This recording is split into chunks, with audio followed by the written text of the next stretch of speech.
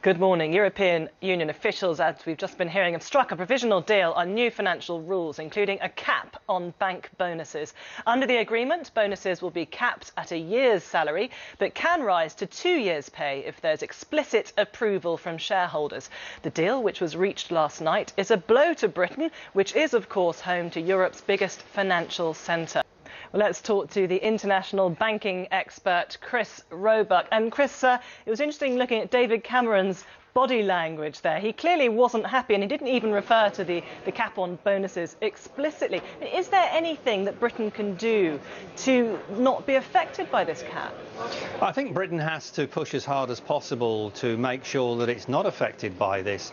Certainly, it is actually a bad move on the basis that banking bonuses are like commission sales for people who are in a sales area, estate agents, car salesmen. So effectively, they'll have a low salary to start with, plus they'll have a bonus that is only delivered when they perform. What's happening here is that the EU is trying to change that dynamic, trying to change a global market based on what's happening in Europe. And all that's going to do in the long term is put British banks at a disadvantage to their US and Asian competitors, who, to be blunt, will be quite happy with this move by the EU because it means we could lose some good people to them. I suppose it's difficult when you look at some of the context. Today we had RBS announcing £5 billion of losses and paying out £600 million in bonuses. I mean, this is partly why the EU is doing this, isn't it?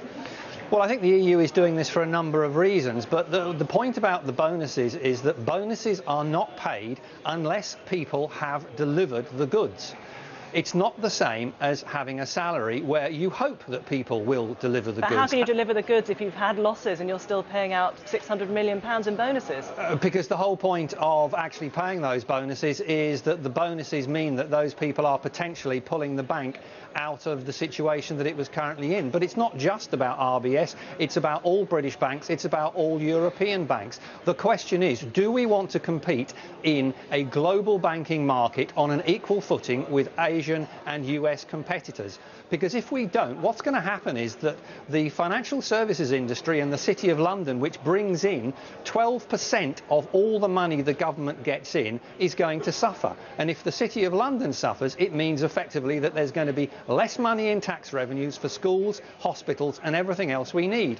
Let's be fair, other EU countries do not have significant financial services industries, so as far as they're concerned, it's not a problem. But for us it is, because we have the biggest financial services capital in the world. Briefly, Chris, won't the banks just get around this by ramping up salaries? Yes, because if you're running an international bank and you don't want to lose out to your competitors, and your shareholders don't want you to lose out, and your government doesn't want you to lose out, all you'll do is increase salaries, which will actually increase the risks that the bank are taking, because, as I said, you're paying people hoping they will deliver when bonuses pay people after they've delivered. OK, thank you very much for that. Thank you. Chris Roebuck, who's an international banking expert. Well, let's